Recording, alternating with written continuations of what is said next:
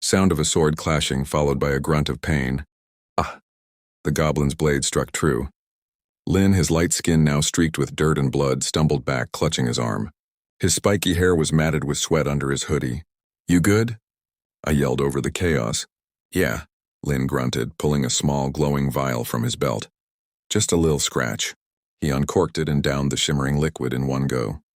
The gash on his arm sealed itself, leaving only a faint, silvery scar. He looked at me, his eyes now blazing. "But now, I'm serious." I smirked. "Good. My name's Sinju." And we were in the middle of a boss fight from hell.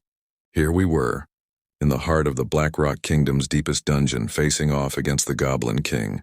This wasn't your run-of-the-mill scrawny goblin. This guy was a beast, decked out head to toe in polished black armor that seemed to drink the light. His special move, summoning random objects from the shadows. 1 minute you're dodging a spectral axe. The next, a grand piano is hurtling towards your head. He just tagged Lin pretty good, but now the healing potion had done its job. It was my turn. With a thought, I blinked out of existence, the world dissolving into a blur of black and purple. I reappeared directly behind the Goblin King, my boot connecting squarely with the back of his armored knees.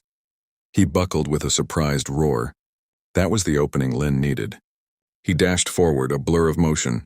His sword, a legendary blade forged from dragon's fire and ice, hissed through the air, one side glowing with embers, the other rimmed with frost. He sliced deep into the Goblin King's leg. A satisfying shing echoed in the cavern. But when we looked at the king's health bar hovering in the air above him, it barely even dropped a pixel. The Goblin King let out a furious, deafening roar. It wasn't just noise, it was a physical force. The shockwave slammed into us, knocking us both flat on our backs. "Ugh, this guy's a tank," I coughed, pushing myself up. Lin was already on his feet, a determined glint in his eye. "Hey, Sinju," he called out. "It's time I show you what my class can really do." "What?" I asked, scrambling to my feet. Lin didn't answer. He just smacked both of his palms flat against the stone floor and yelled, "Stone Cataclysm!" The Goblin King, ignoring the trembling ground, charged straight for Lin, his massive sword raised for a killing blow. But just as he was about to reach him, I focused, a purple haze enveloping my vision. With a snap of my fingers, the space warped. The Goblin King suddenly vanished, and in his place was a large, unassuming rock I'd thrown earlier. "You thought all I could do was teleport?" I taunted as the real Goblin King reappeared 20 feet away, looking completely disoriented. That's when Lin's spell hit its peak. The entire cavern started to shake violently. Huge stalactites broke free from the ceiling, plummeting down like stone spears, all aimed directly at the Goblin King. He was fast, I'll give him that. He jumped and dodged, weaving through the falling debris with a grace that defied his size. But that's exactly what Lin wanted to happen. As the king leaped to avoid a massive boulder, Lin sprung forward. His hands shot out, and with a guttural cry, he seized control of a falling rock, redirecting it mid-air. It slammed into the Goblin King's face with a sickening crunch. While he was stunned, I made my move. I teleported right next to him, and in the same instant swapped his position with Lin's fire and ice sword, which was still lying on the ground. Lin, now standing where the sword had been, grabbed the hilt without missing a beat.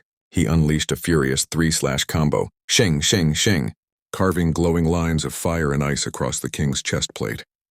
Before the king could even retaliate, I was on him. Purple lightning crackled around my fists as I charged my energy. I teleported in front of him and drove my fist deep into his stomach. The impact echoed like a thunderclap. This had to be it. The finishing blow. But it wasn't. There was a loud cracking sound, but it wasn't the sound of a boss being defeated. It was his armor. The polished black plates shattered and fell away, clattering to the stone floor. Underneath, the Goblin King stood, his skin a sickly green, muscles rippling. He was smiling, a wide, terrifying grin. "Oh, this is too fun," he said, his voice a low, gravelly rumble. He rolled his now unarmored shoulders. "Can't have this weighing me down now, can I?" A new, much larger health bar appeared above his head. My heart sank. Phase 2. I looked over at Lin, my mind racing for a new plan. He looked just as worried as I felt. Then his eyes widened slightly. He reached into his satchel and with a completely straight face pulled out a pair of high heels.